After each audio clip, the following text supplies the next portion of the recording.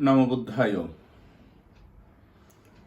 আপনারা জানেন সবাই যে আমরা সারা বিশ্বের মধ্যে কোভিড-19 তথা করোনা ভাইরাসের কারণে সারা বিশ্ব বর্তমানে লকডাউন পরিস্থিতির মধ্যে চলছে।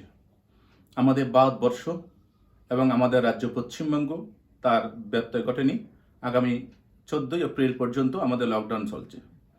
আজকে 5 এপ্রিল আমরা টালিগঞ্জ মৌরবিনী বৌদ্ধ সমিতির পক্ষ থেকে এবং আমাদের সংযুক্ত বিশেষ করে আমার পরিচালিত আমাদের পুণ্যজ্যোতি সোশ্যাল ওয়েলফেয়ার মিশন হ্যামিল্টনগঞ্জের পক্ষ থেকে আমরা একটা সিদ্ধান্ত নিয়েছি যে আমাদের অতি ক্ষুদ্র সামর্থ্যের মধ্যে পশ্চিমবঙ্গের যে সকল বাঙালি কমিউনিটির বৌদ্ধরা আছেন, বিশেষ করে আমি দার্জিলিংয়ে নেপালি বৌদ্ধ ভাই বোনদের ওখানে আমি পৌঁছতে পারিনি, তাই আমি এখনো ওই বিষয়ে বলতে পারবো না।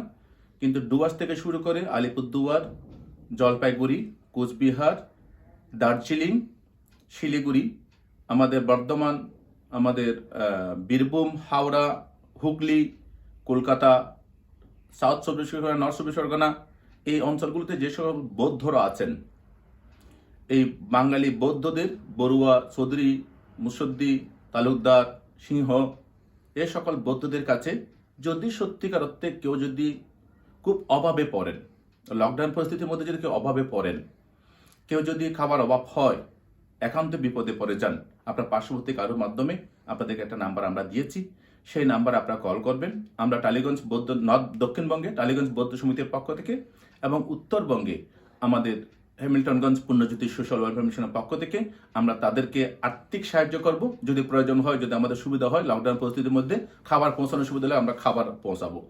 এটা আমার ব্যক্তিগত যে দান দক্ষিণা আছে, সেই দান দক্ষিণা থেকেই আমি ওদের একটা বাজেট করেছি, যেগুলো মানুষের পাশে থাকার জন্য, এটা আমাদের সকল বৌদ্ধদের কাছে শেয়ার করে দেওয়ার জন্য, বিশেষ করে যাদের কাছে অ্যান্ড্রয়েড মোবাইল আছে, যারা স্মার্টফোন আছে, যারা ইউটিউব দেখছেন বা ফেসবুক দেখছেন, তাদের কাছে ভাই বোনদের কাছে আমার অনুরোধ যে প্রত্যেক বৌদ্ধদের এই বিষয়টা ক্লিয়ার করবেন।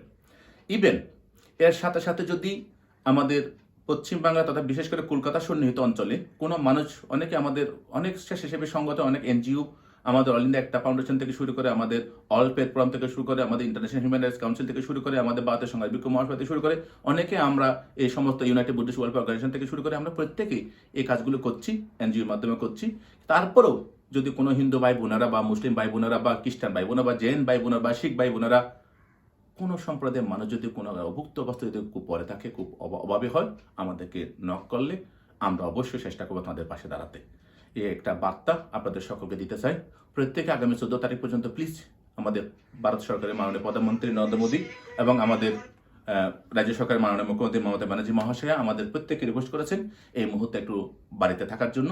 তাই এটা শুধু এই যে করোনা ভাইরাস, আপনারা প্রত্যেকে জানেন, এটা কিন্তু আমরা আহ্বান করে নিয়ে না আসলে তারা আমাদের কাছে আসবে না। মানে আমরা ঘর থেকে বের না হলে আমাদের কাছে শুনবে না, আমাদের শুনতে পারবে না। কিন্তু আমাদের দেখতে পাচ্ছি লকডাউন পরিস্থিতির মধ্যে বিভিন্ন মিডিয়ার মাধ্যমে আমরা দেখতে পাচ্ছি অনেক মানুষ কিন্তু বেরিয়ে যাচ্ছেন, বাজার করতে বেরিয়ে যাচ্ছেন, একসাথে মিলে যাচ্ছেন।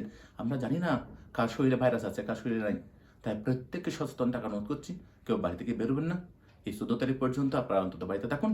লকডাউন যতদিন চলবে, এই 14 তারিখ পর্যন্ত, সেই সময় কোনো মানুষ যদি অভাবে হন, আমাদের সাথে যোগাযোগ করবেন। আমরা আপনাদের পাশে থাকবো। একজন বৌদ্ধ সন্ন্যাসী হিসেবে আপনাদের পাশে থাকতে পারলে আমাদের সবার ভালো লাগবে। এটা আমাদের ভগবান বুদ্ধের শিক্ষা যে মানুষের পাশে থাকার জন্য।